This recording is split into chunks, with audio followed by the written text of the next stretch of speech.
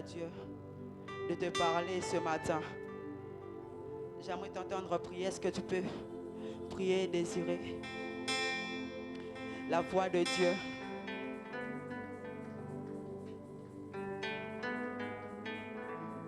Seigneur, nous voulons entendre ta voix. Seigneur, parle-nous, ô Dieu.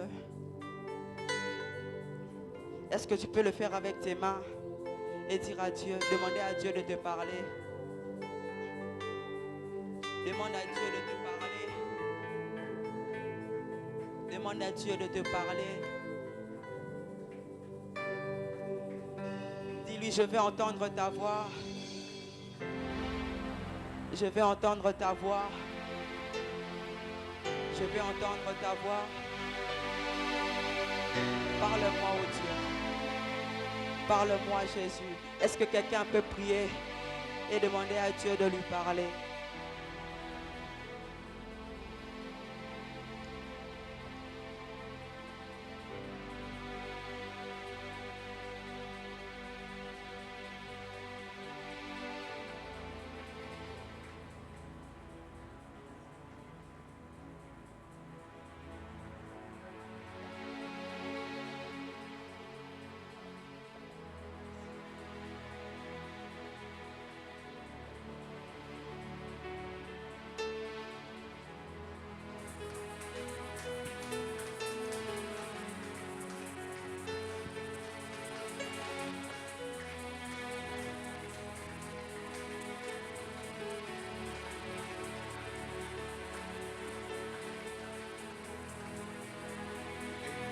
Emmanuel est là, ici présent avec moi.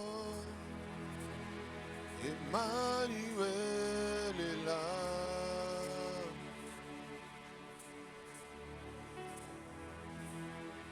Emmanuel est là, ici présent avec moi. Emmanuel est là.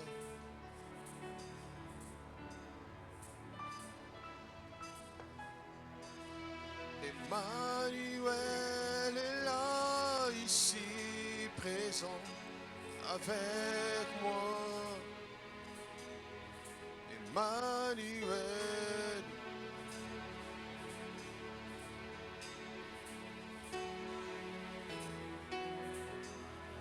Emmanuel est là, ici présent avec moi. Emmanuel est là.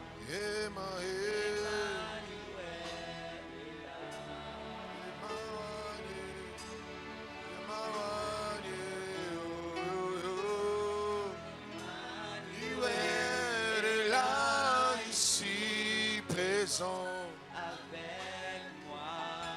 Emmanuel. Emmanuel, Emmanuel, Emmanuel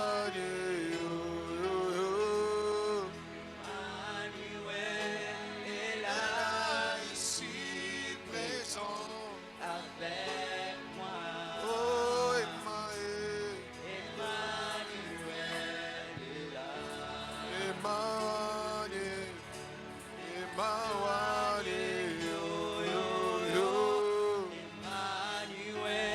Emmanuel.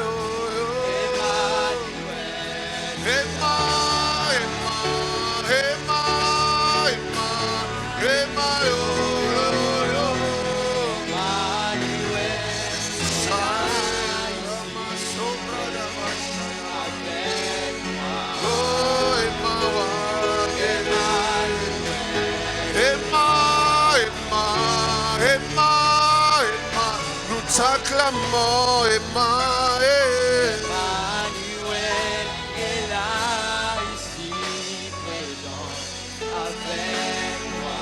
Oh Emmanuel, oh Emmanuel, Emmanuel, oh, oh, oh. Emmanuel est là, ici présent avec moi. Oh Emmanuel, tu es là, tu es là, tu es là, tu es là, tu es là, Emmanuel. Emmanuel est là, ici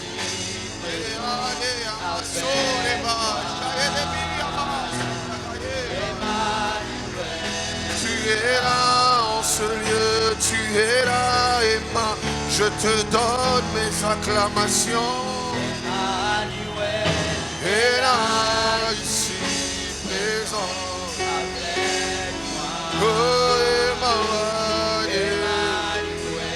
Emma, Emma, Emma, Emma, Emma, Yorere.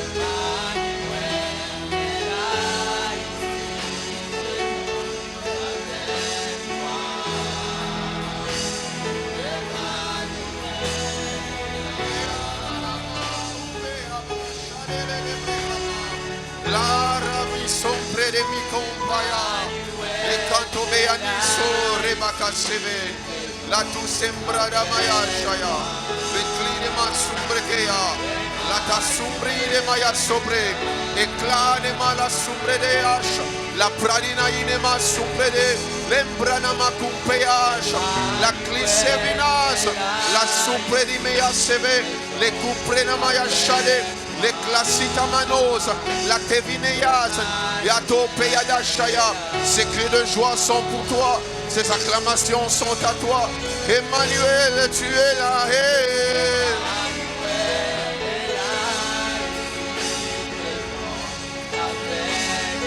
Oh, Emmanuel.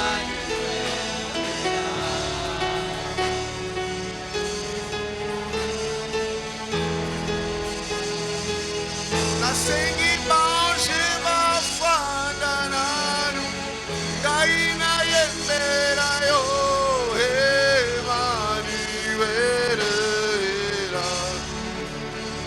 Ema Ema Ema Oh Emmanuel etongo etanyo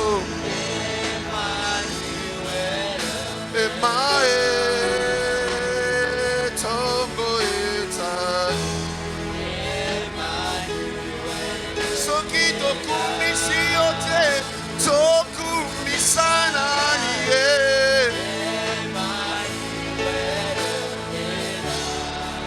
Gaina kumisio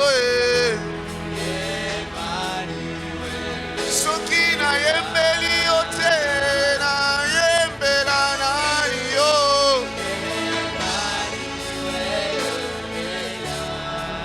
Gaina yembelio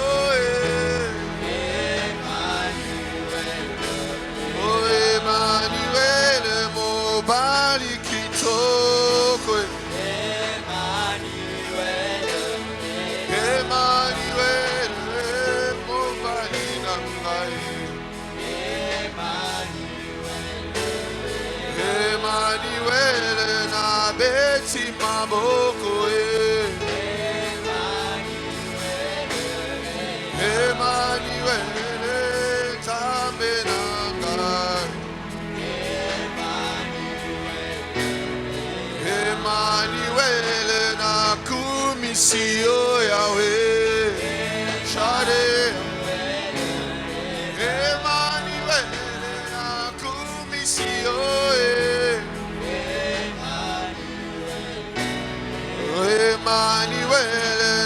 beti maboko.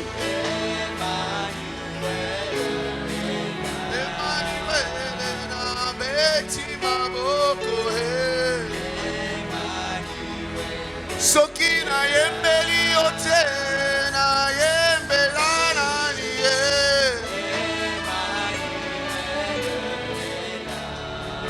Gaina yembeli oe.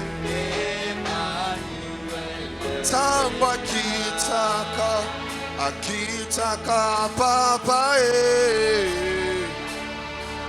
akitaka na kembo abomora kanyosu. Tamba kitaka akitaka papa Yahweh akitaka na kembo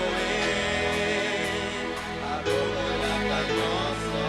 Tamba kitaka na iglesia akitaka papa Yahweh Yahweh Tamba salaka asalaka papa Yahweh Yahweh Oh tamba salaka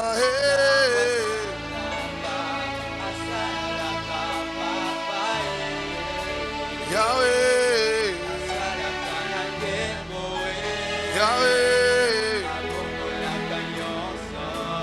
na berelio nzambe nangu Yahweh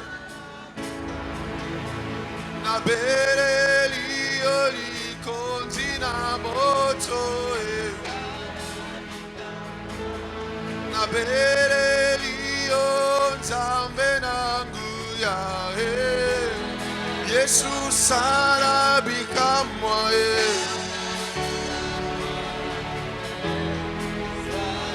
Yesu salabika mwae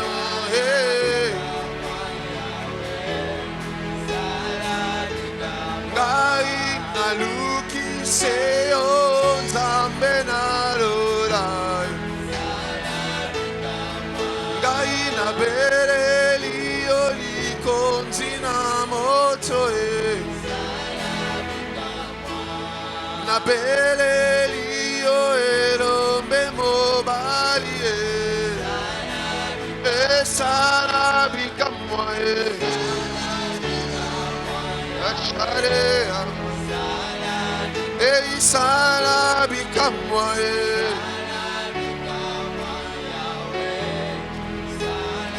Yesu salabika mwae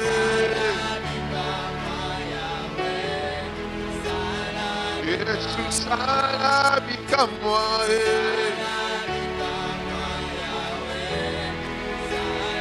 Yesu salabika mwae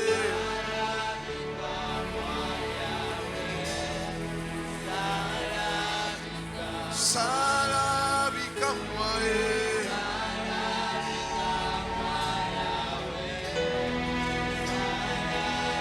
Nous t'acclamons pour les miracles que tu fais ce matin. Nous t'acclamons pour l'atmosphère du surnaturel. Nous t'acclamons pour l'atmosphère de la visitation. Nous t'acclamons pour l'atmosphère de la transformation. En ce lieu, les malades sont guéris. Les aveugles voient. Les sourds entendent. Parce que tu es présent. Et ta présence est présente en ce lieu. Voilà pourquoi nous la reconnaissons et nous la célébrons par nos cris de joie. Nous la célébrons par nos acclamations. Nous la célébrons car le roi de gloire est dans sa maison. Le roi de gloire mérite de recevoir de nous louange, honneur, acclamation, cris de joie. Il mérite de recevoir tout ce qui est honorifique. Il mérite de recevoir tout ce qui est glorieux. Il mérite de recevoir tout ce qui est de précieux. Ce que l'on ne peut donner à un homme. Les acclamations que l'on ne peut donner à un homme.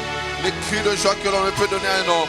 C'est ce que nous réservons pour toi, Éternel, le Dieu qui fait des miracles, le Dieu qui est présent dans sa maison.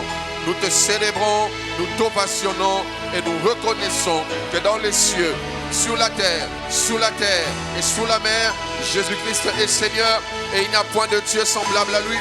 C'est celui sur la cuisse de qui est écrit: Seigneur de seigneurs, roi de rois. Tu es le roi de paix, le prince de paix, celui qui apporte la paix, une paix que le monde ne peut donner. Voilà pourquoi ton église rassemblée ce matin t'offre les meilleures des acclamations, car tu en es digne.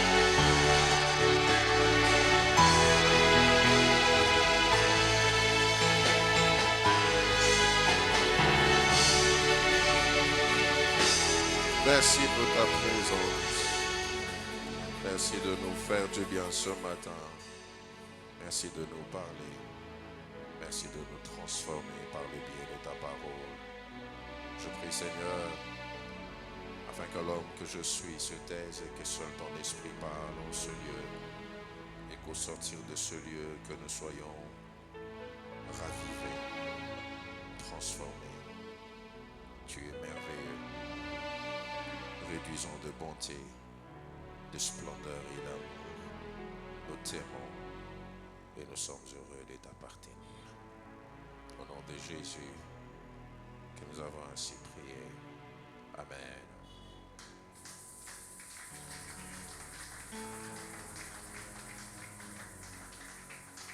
Je prends ces acclamations pour moi. Acclame maintenant Jésus.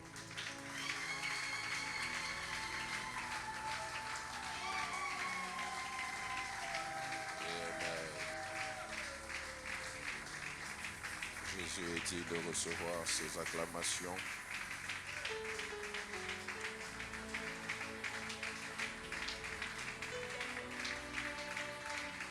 Alléluia. Tout ça béni, nous allons prendre nos Bibles.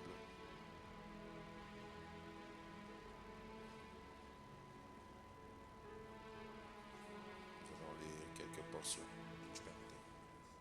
Nous allons lire quelques portions des Écritures.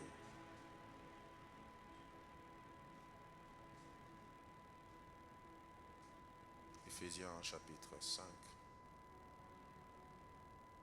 le verset 25.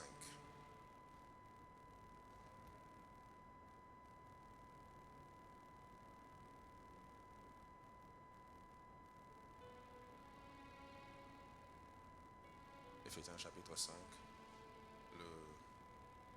à partir du verset 25, la Bible déclare ceci. Marie, aimez vos femmes comme Christ a aimé l'Église et s'est livré lui-même pour elle, afin de la sanctifier par la parole, après l'avoir purifiée. Retenez bien cela, sanctifiée par la parole, après l'avoir purifiée par le baptême d'eau. Nous allons lire la première épître de Jean, chapitre 3.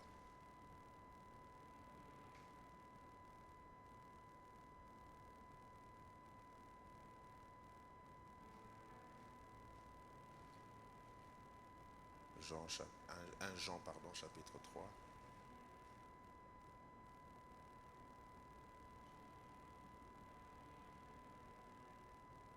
Nous allons lire le verset 16 qui dit: Nous avons connu l'amour en ce qu'il a donné sa vie pour nous. Nous aussi, nous devons donner notre vie pour les frères. On va prendre notre troisième texte. Dans Luc chapitre 10, verset 27. Luc chapitre 10, verset 27. La Bible déclare, il répondit, tu aimeras le Seigneur, ton Dieu, de tout ton cœur, de toute ton âme, de toute ta force et de toute ta pensée, et ton prochain comme toi-même. Dieu bénisse sa parole, nous pouvons nous asseoir.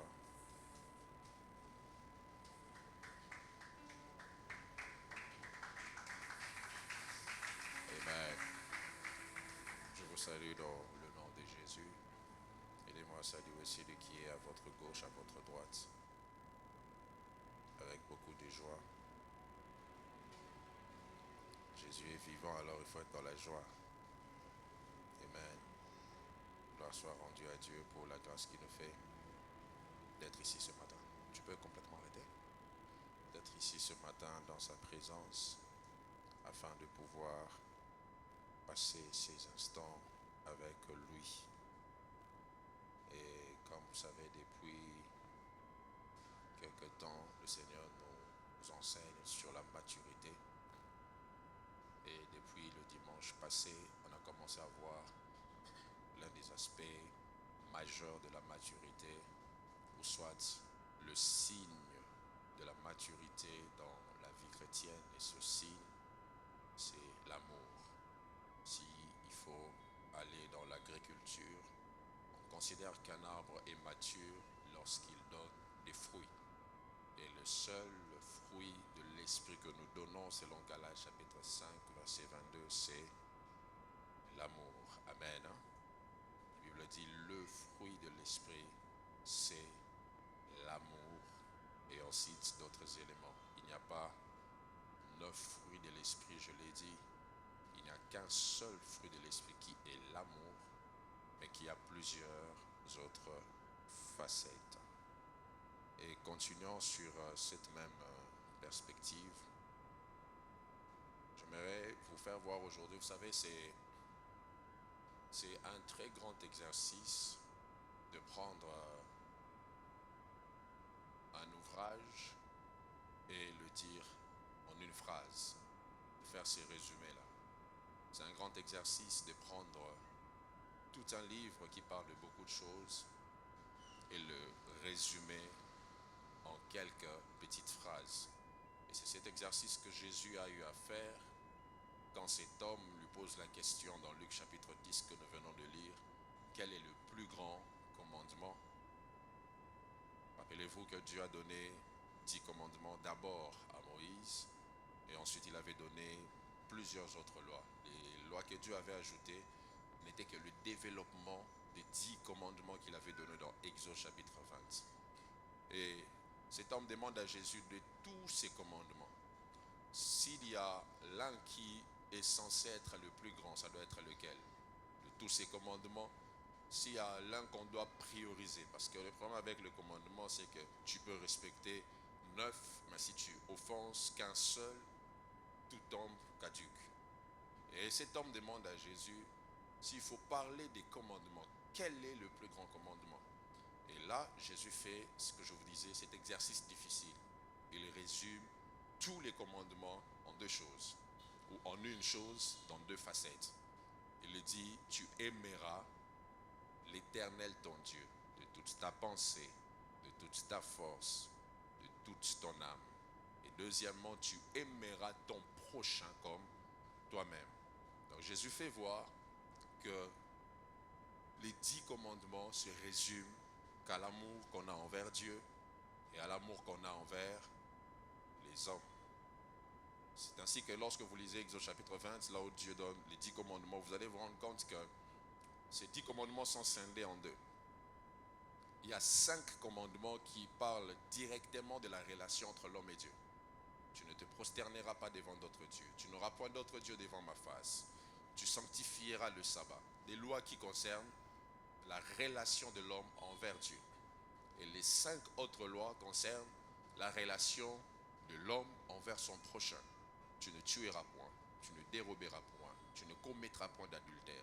Donc, Jésus fait voir que la synthèse de tous ces commandements, c'est l'amour envers Dieu et l'amour envers les hommes.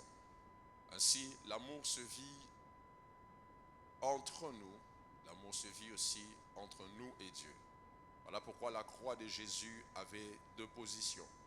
Il y avait une planche verticale montrant la relation qui tend de la terre vers le ciel, mais il y avait aussi une planche horizontale montrant la relation des hommes envers les hommes. C'est ainsi, sur la croix, Jésus n'a pas parlé qu'au Père qui était au ciel, il a parlé aussi à son voisin le voleur, parce que l'amour ne s'exprime pas qu'envers Dieu, Et la Bible dit même, tu ne peux pas prétendre aimer Dieu que tu ne vois pas sans aimer l'homme que tu vois. Amen. Et dans ce même cadre, j'aimerais parler toujours sur la puissance de l'amour, mais dans une perspective particulière qui concerne les relations de mariage ou soit les relations amoureuses. Amen.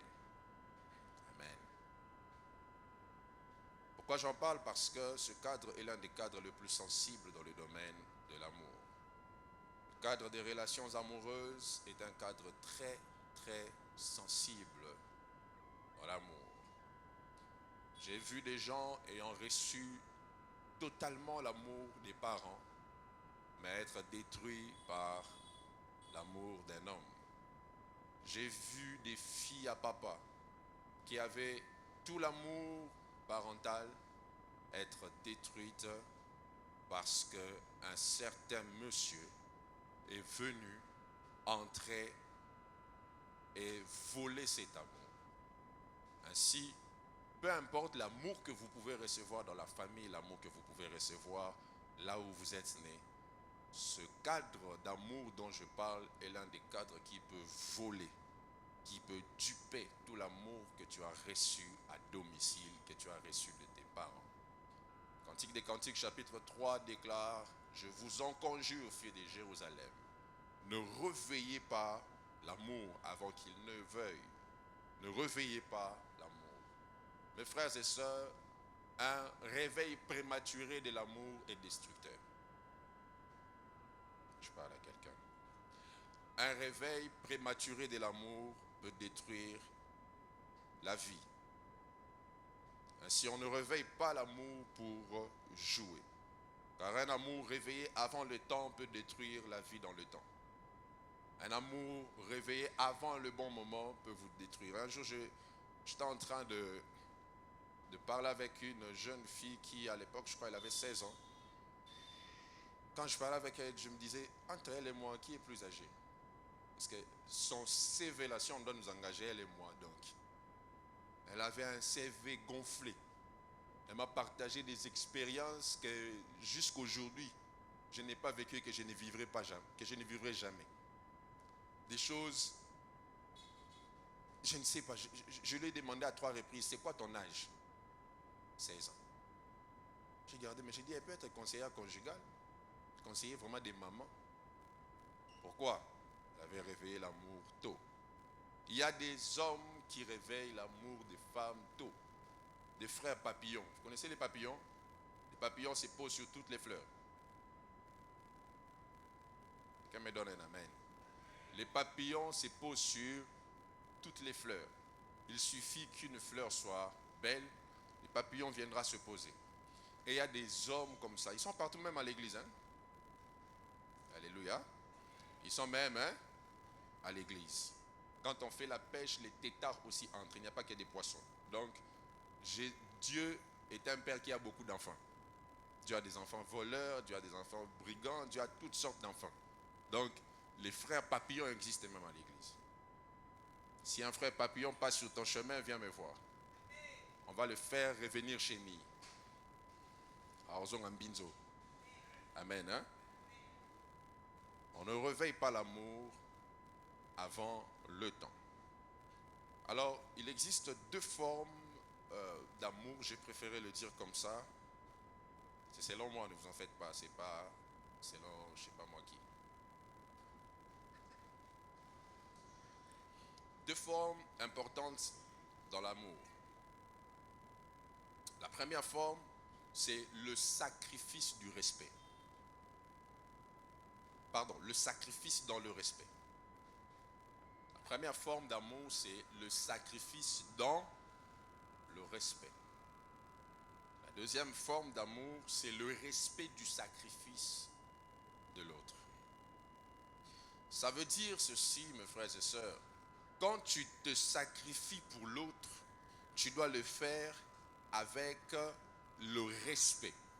Ce n'est pas que tu te sacrifies pour dire, regarde ce que je fais pour toi. Regarde comment je t'habille. Regarde comment je te nourris. Tu fais des sacrifices dans le respect. Le vrai amour exige que l'on fasse des sacrifices dans le respect. Voilà pourquoi Jésus est mort pour nous, mais il nous donne la liberté de choisir si on doit le suivre. Pourquoi? Il respecte ton opinion malgré son sacrifice. Donc, il est important dans l'amour entre les hommes de parler sur le respect dans le sacrifice. Parce que ceux qui se sacrifient souvent aiment dire j'ai fait pour lui, j'ai fait pour elle, j'ai fait. Mais aussi, j'ai parlé du respect dans le sacrifice de l'autre. Et c'est souvent là où se trouve le problème. Vous verrez des personnes qui ont du mal à respecter les sacrifices de l'autre. Je vois souvent quand je regarde certains couples, j'ai l'impression que les femmes ont normalisé le fait que les hommes se réveillent à 4 heures. Excusez-moi, je sais que c'est le mois de la femme, je ne suis pas misogyne, mais je dis la vérité.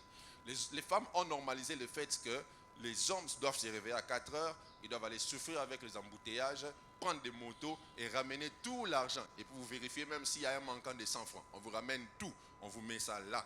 Et vous avez normalisé ça au point où vous ne dites même pas merci pour ça. Vous n'avez pas de respect pour ce sacrifice-là. Les femmes ont normalisé ça. Les femmes ont toujours des cadeaux. Cadeaux de mariage, cadeaux de Noël, cadeaux de bonne année, cadeaux de 14 février, cadeaux du 8 mars, cadeaux même de l'indépendance, comme si elles étaient à le côté de Lumumba, même cadeaux de Pâques, comme si elles étaient nièces de Jésus. Il va me donner un amen. Donc, cadeau, on vous donne que des cadeaux, mais ne fût-ce que respecter ce sacrifice-là. Ce qui a conduit un homme dans ce pays à dire, un homme, vous imaginez un président qui a fini par dire que moi c'est un dimara mon tété. Pourquoi? On ne respecte pas le sacrifice de l'autre. Et tant qu'on ne sait pas respecter les sacrifices, les mamans, si vous ne savez pas respecter nos sacrifices, vous nous tuez, vous nous découragez. Et papa, c'est l'occasion de dire amen maintenant. Quelqu'un vraiment qui t'amène le salaire, il te met ça là. Et pour sur ça, il a gagné. Hé, maman. Avec le taux de 28, quelqu'un t'amène tout son salaire et met sur table. Et puis toi, tu commences à les gérer. Ce n'est pas une réunion de couple, donc je retiens certaines choses. Amen. Hein? Donc, le sacrifice du respect de l'autre préserve la puissance de l'amour. Voici, je vais vous donner quelques vérités sur l'amour dans le couple ou dans les relations.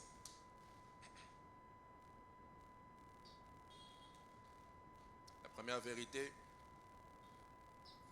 c'est qu'on aime le prochain comme on s'aime. Jésus dit, tu aimeras Dieu de toutes tes forces, de toute ton âme, de toute ta pensée. Mais tu aimeras ton prochain comme toi-même. Qu'est-ce que ça veut dire? Tu n'auras jamais d'amour à donner si tu n'as pas d'amour pour toi-même. Est-ce que je parle à quelqu'un? Celui qui ne s'aime pas correctement ne peut pas aimer. La relation la plus importante de la vie n'est pas interpersonnelle, elle est intrapersonnelle. C'est d'abord envers toi. Si tu n'as pas d'amour pour toi, ou même si tu vis avec quelqu'un qui n'a pas d'amour pour lui-même, il n'aura pas la capacité d'aimer. Et l'un des signes qui montrent les personnes qui ne s'aiment pas, c'est qu'elles quémandent toujours l'amour des autres. Alléluia. Ceux qui quémandent l'amour des autres n'ont pas de l'amour pour eux-mêmes. Et tu ne peux pas donner le meilleur amour au prochain si tu ne t'aimes pas. Parce que l'amour qu'on donne au prochain doit équivaloir à l'amour qu'on a pour soi-même. Et ce qui montre que tu as du mal à t'aimer, c'est que tu as du mal à rester seul avec toi-même. Il y a des gens ici, si tu le laisses enfermer une semaine seul, il va craquer. Pourquoi? Il aime bien entendre les autres. Il aime bien recevoir l'amour des autres. Il y a des gens qui ont une dépendance très élevée. Pourquoi? Parce qu'ils n'ont pas de l'amour pour leur propre personne. Il y a de ces personnes qui si elles ne voient pas des messages, je t'aime, ils n'ont pas des stocks d'amour. Ça doit toujours venir de l'extérieur. Et quelqu'un de comme ça est toxique pour une relation. Quelqu'un de comme ça est toxique dans un mariage. Parce que le mariage n'est pas un rendez-vous de recevoir, c'est un rendez-vous de donner. Il y a plus de bonheur à donner qu'à recevoir. On entre pour donner, on n'entre pas pour recevoir. Quelqu'un me donne l'amen. Hein? Et si tu n'as pas d'amour pour toi-même, tu ne vas pas aimer. Tu ne vas pas aimer. Tu veux que l'enfant d'autrui soit avec toi parce que toi-même tu ne t'aimes pas. Comme ça vous verrez des gens sans relation amoureuse, ils ne peuvent pas vivre. Alléluia. On n'entre pas dans le mariage pour une dépendance affective. Tu es d'abord indépendante, tu t'aimes toi-même, tu sais que tu es bien. Et puis l'autre maintenant ajoute. Parce que si tu n'as pas cet amour pour toi-même, tu ne peux pas donner de l'amour aux autres. Et faites attention mes frères et sœurs, vous qui n'êtes pas mariés. N'épousez pas les gens qui ne s'aiment pas. Ils vont vous faire souffrir. Ce sont des personnes qui peuvent vous appeler à 2h du matin. Dis-moi je t'aime. Tu dors, tu es fatigué. Tu es réveillé. Ça va. Je voulais seulement que tu me dises que tu m'aimes. Déco.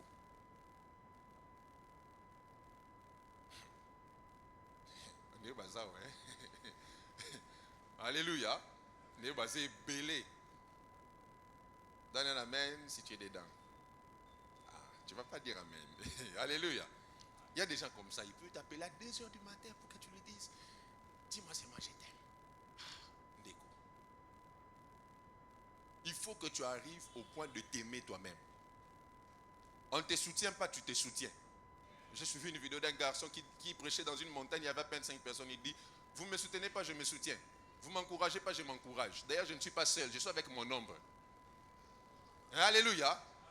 Si tu ne m'aimes pas, mon ombre sera avec moi. Mon ombre ne m'abandonnera jamais. Même dans la vallée de l'ombre de la mort, il y a mon ombre. Alléluia. Donc vous qui craquez après les plaquages là, aimez-vous d'abord, aimez-vous vous-même. Ça va vous donner assez de force pour surmonter ça. J'ai aimé ce qu'un frère me disait récemment, je lui disais, bon écoute, j'ai parlé avec ta chérie, elle m'a dit qu'elle veut te quitter. Il m'a dit en tout cas, j'ai traversé beaucoup de chocs et son départ ne va rien me faire. J'ai dit ça c'est très bien, tu as grandi mon frère. Tu es devenu vraiment un homme. À Kende, comme ça, au ça la vie nayo. Dis à ton voisin, aime-toi. Si tu ne sais pas t'aimer, tu ne peux pas aimer. L'amour que tu donnes aux autres dépend de l'amour que tu as pour toi-même. La meilleure rencontre à faire dans la vie, mon frère, ce n'est pas la rencontre de la femme de ta vie, c'est d'abord ta rencontre personnelle. Si tu ne t'es jamais rencontré, tu n'as pas besoin de rencontrer les autres. Qui ici peut aller dans un magasin et acheter des chaussures qui ne correspondent pas à sa pointure? Personne. Pourquoi? Parce que tu connais ta pointure. C'est la connaissance personnelle qui engendre le choix. Je parle à quelqu'un, c'est le fait de se connaître qui te permet d'engendrer le choix. Tu sauras qu'est-ce que tu dois choisir quand tu sais ce que tu portes. Tu n'achèteras jamais du 45 comme moi parce que tu n'as pas cette pointure-là. La connaissance personnelle te donne le choix. Et ça montre que, tellement que tu ne te connais pas, les gens entrent facilement dans ta vie. Si tu savais qui tu étais, ton CV ne serait pas assez grand comme ça. Parce que tu ne sais pas qui tu es et tu n'as que besoin d'affection. Vous chantez toujours des chansons tristes. Nazanga papa, Nazanga maman, et puis on vous connaît déjà. Quand vous mettez des statues, non, Jésus le meilleur ami, c'est qu'il y a un problème. Il y a un problème. Jésus n'est pas ton mari, hein? Dans mon amen, Jésus n'est pas ton mari. Jésus n'est pas ton mari. Aime-toi d'abord toi-même et puis on va t'aimer. On peut avancer, hein? Deuxième.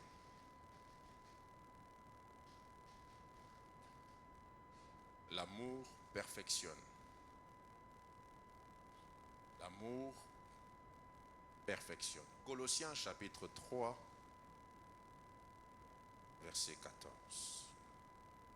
J'aimerais le lire parce que c'est très important. La Bible déclare ceci.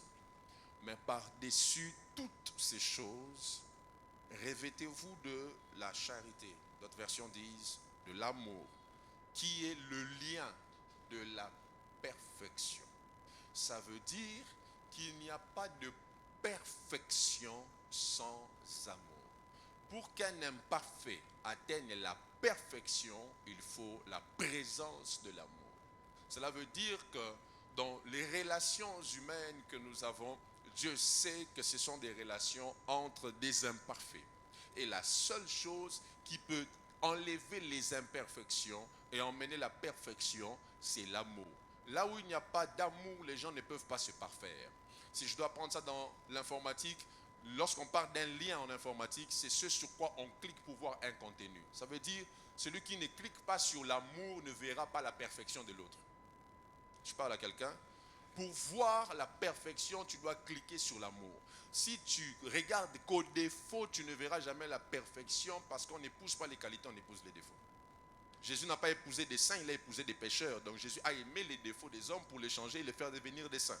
Donc les liens de la perfection, c'est l'amour. Là où il n'y a pas d'amour, les gens n'atteignent pas la perfection. Quand tu vois quelqu'un après 50, 10 ans, dans une relation, être toujours comme il l'était, c'est qu'il y a un problème d'amour. Il y a un problème d'amour. La perfection émane de l'amour. Alléluia. Que Dieu perfectionne la vie de quelqu'un ce matin. Je disais que Dieu perfectionne la vie de quelqu'un ce matin. Mes frères et sœurs, j'ai vu des gens boxer des femmes sans qu'elles changent. Mais là où il y a l'amour, le changement vient. Alléluia. Voilà pourquoi la Bible déclare, Marie, aimez vos femmes comme Christ a aimé l'Église et est mort pour elle, pour la purifier par la parole, pas par les coups. Jésus ne nous purifie pas par le fouet, il nous purifie par la parole. Celui qui aime transforme par sa capacité à parler. Une parole accompagnée d'amour emmène la transformation. Je parle à quelqu'un. Troisième. Le vrai amour bannit la crainte. Cherchez-moi ce texte de... Je crois que c'est dans les épîtres des gens toujours qui dit l'amour parfait bannit la crainte. Le vrai amour, mes frères et sœurs, bannit la crainte. Là où il y a le vrai amour, la crainte disparaît. J'aime vraiment le sérieux que vous avez parce que c'est sérieux ce que je vous dis. Il y a des gens qui ont pris des javels à cause de ces histoires. Et puis, vous nous donnez des sujets de prières compliqués. Sambela Mouta sans javel. Amen. Hein? Ah, sans javel. Là, tu n'as qu'à là. Non, il m'a laissé. L'apôtre Jean dit l'amour parfait. Vous avez trouvé le texte? 2 Jean, 1 Jean, 4, 18. Ça dit quoi l'amour parfait? Bannit la crainte, n'est-ce pas? Là où il y a l'amour parfait, la crainte disparaît. La crainte disparaît. Celui dont l'amour a atteint le niveau le plus élevé verra la crainte disparaître en lui. J'ai vu des gens, mes frères et sœurs, par amour pour une fille, affronter des pères militaires. Vous tous, vous savez que ce papa-là est général, il n'aime pas avec ses filles. Mais ce garçon-là dit, même la prison, je veux faire. Pourquoi? L'amour bannit la crainte. Alléluia. Et un jour, vous voyez le papa général qui disait, ah, ma fille, on ne touche pas. Commencez à manger avec ces garçons-là. Pourquoi? L'amour bannit la crainte. Moi qui vous parle, on a lavé les armes devant moi. Je t'imagine, tu pars visiter ton beau-père. La première des choses qu'il fait, il sort les armes, il commence à les laver devant toi. Je dis, mais ça, c'est quel message? Si par hasard, mon bimi. Mais pas de crainte. On a continué. Aujourd'hui, des enfants. On va aller jusqu'à 12. Il faut dire amen. Alléluia. Alléluia. L'amour parfait fait quoi? Bannit la crainte. Ça bannit la crainte. Si tu as encore peur de l'argent de la dot, là, tu n'as pas encore d'amour. Tu n'as pas encore d'amour. Oh non, avec les taux du dollar ici, la dot. Maman, les sœurs, donnez-moi un amen. Hein? Si tu es avec un frère qui craint l'argent de la dot, il ne t'aime pas. soit son amour n'est pas encore parfait. Parce que quand l'amour atteint la perfection, ça bannit la crainte. Je ne parle pas de la peur, je parle de la crainte. Il y a une différence entre la crainte et la peur. La peur est le ressenti extérieur. La crainte est un ressenti en esprit. On craint dans l'esprit. Voilà pourquoi on ne parle pas de la peur de l'éternel, on parle de la crainte de l'éternel. C'est un ressenti de ton esprit qui te fait savoir que ce dans quoi tu veux te lancer est difficile dans l'esprit. Parce que la crainte physiquement, si quelqu'un a peur, même là vous allez voir, son système respiratoire va changer, il va commencer à transpirer. Ça, c'est la peur. Mais la crainte est intérieure. Tu peux être normal, mais tu es en train de craindre à l'intérieur de toi. Et beaucoup de personnes craignent encore, mais ils sont dans des relations.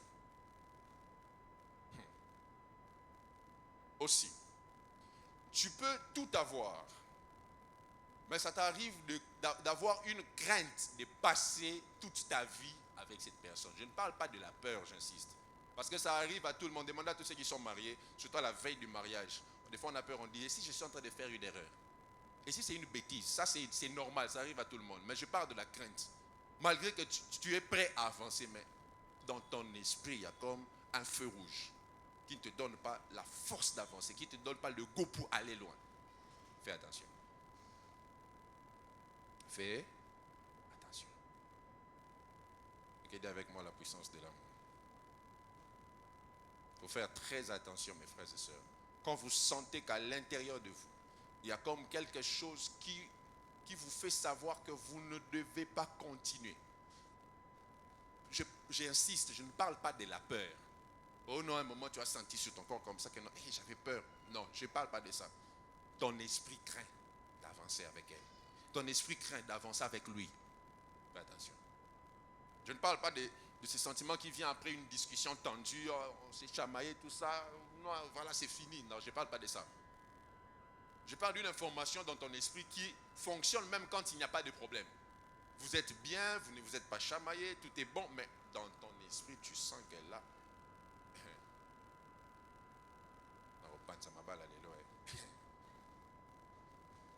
Célibataire, si vous êtes déjà marié, vous n'avez pas le choix, vous devez continuer. Si vous n'êtes pas encore marié, c'est l'heure de la séparation. Amen. Hein? Si vous avez la crainte, faites attention. Parce qu'un amour qui est devenu parfait enlève toujours la crainte. Ça enlève toujours la crainte. Même si on te dit, regarde ses défauts, tu n'auras pas la crainte. Tu diras, je l'aime comme ça. La crainte. Avant la croix, Jésus a eu peur. Au point où son rythme, c'est le niveau le plus élevé de l'angoisse. Jésus a commencé à transpirer du sang. C'était la peur physique. Mais son esprit était disposé à mourir.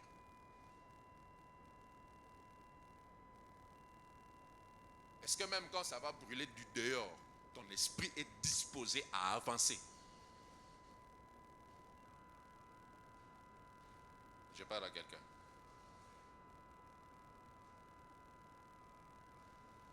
Récemment, je suis allé bénir un mariage d'un bien-aimé.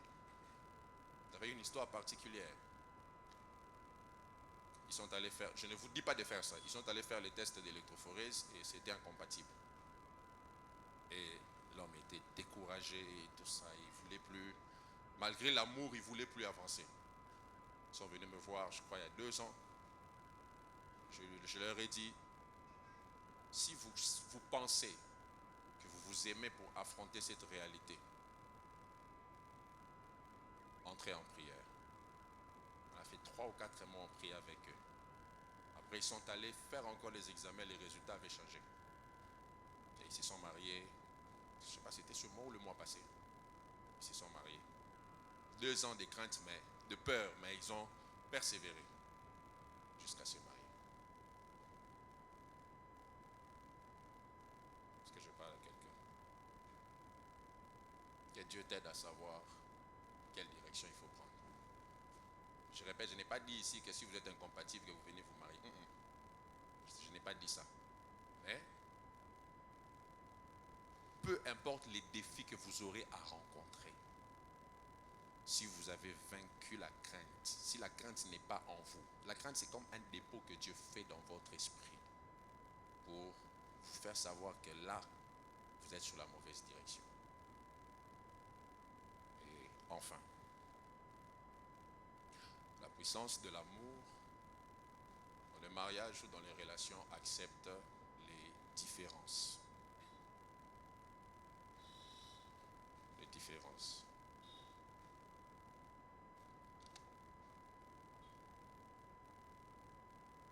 Vous devez toujours savoir que nous sommes différents. C'est là où je me pose la question, les homosexuels font comment? Dieu a fait que l'on soit différent pour qu'on puisse s'unir. Et cette différence n'est pas que physique, mais c'est d'abord physique. Les homosexuels, vous faites comment? Et des fois. Que Dieu vous brûle de partout où vous êtes, même si vous allez couper ces lives. Alléluia. Oui, je vous dis, ces fléaux-là commencent à entrer calmement dans la société. Récemment, j'étais en train de remplir un formulaire. Et là où il fallait parler du sexe, je n'ai pas compris. Automatiquement dans ma tête, je m'attendais à avoir 3 rubriques. Je me suis dit, mais comment je me suis dit qu'il devait avoir 3 rubriques? Ça commence à entrer ici. Jusqu'à ce qu'on va normaliser ça. On doit refuser ça. Alléluia. Je ferme la parenthèse. L'homme est toujours différent de la femme. Déjà, on n'a pas été fait par la même matière, mes frères et sœurs. Et puis, quand Dieu faisait la femme, l'homme dormait. Donc, on ne se comprendra jamais totalement. C'est pour ça, Jésus nous recommande d'aimer la femme jusqu'à mourir, parce qu'on ne se comprendra jamais totalement. Pourquoi on est différent?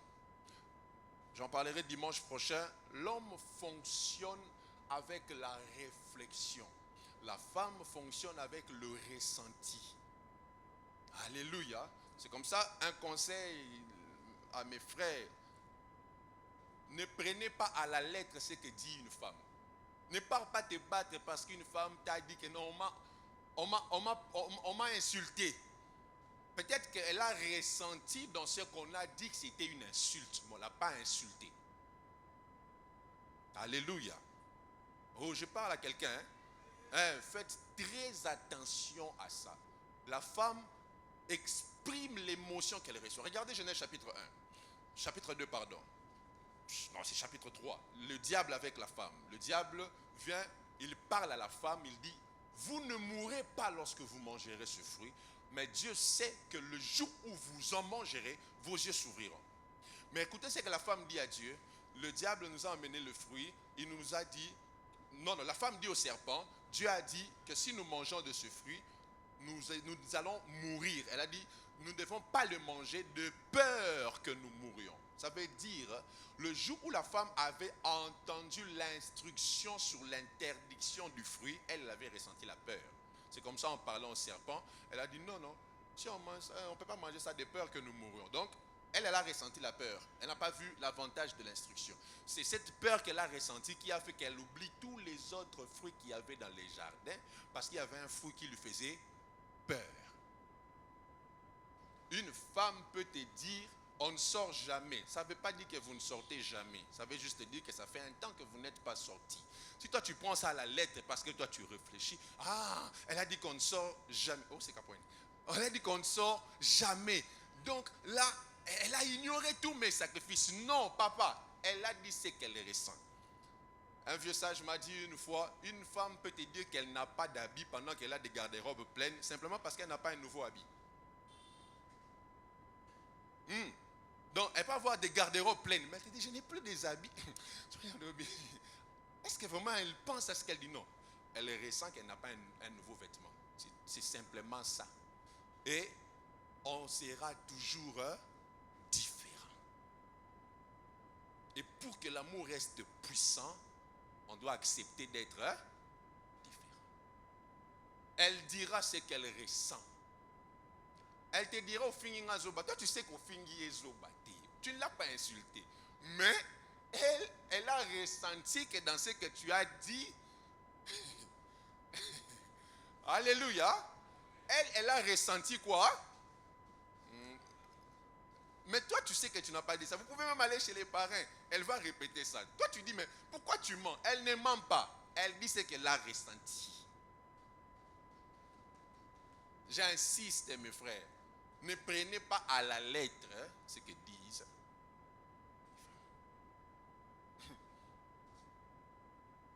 Oh, alléluia. Ne prenez pas ça à la lettre. Des fois, tu vas te dire, ah, j'ai dit ça quand?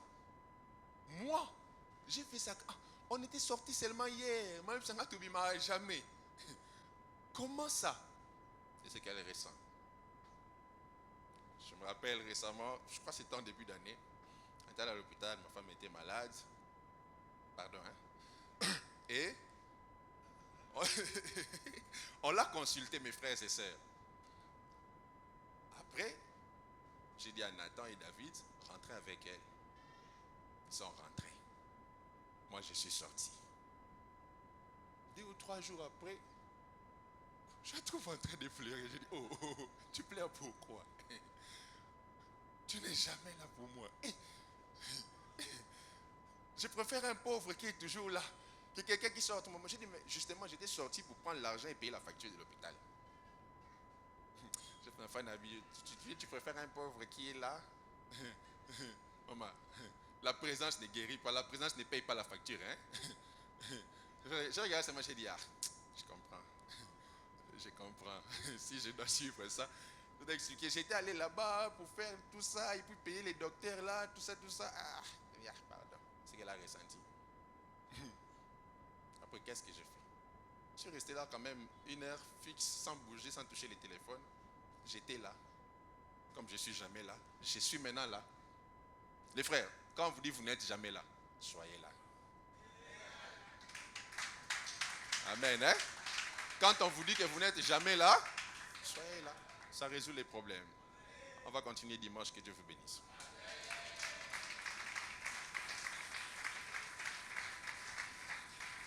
J'aimerais qu'on prie pendant juste 2 minutes. Et j'ai un fardeau particulier pour ceux qui ne sont pas encore mariés. J'aimerais que tu pries et que tu dises à Dieu. Je sens dans mon cœur qu'il y a des gens qui ont la crainte d'avancer. Je veux que tu pries et que tu dises à Dieu, Seigneur, si tu es avec moi dans cette relation, que cette crainte puisse disparaître. Élève ta voix et prie.